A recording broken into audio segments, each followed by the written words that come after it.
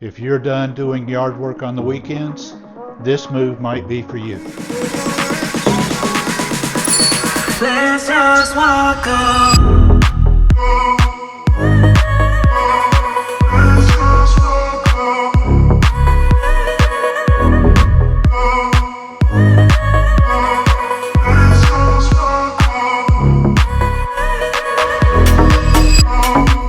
Upstairs is a huge loft, another bedroom plus bath, and an office that could easily flex as a third bedroom.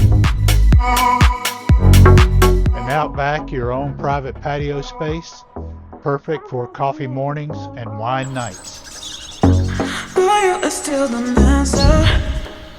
And the patio used to have a hot tub, so you could bring that vibe back also.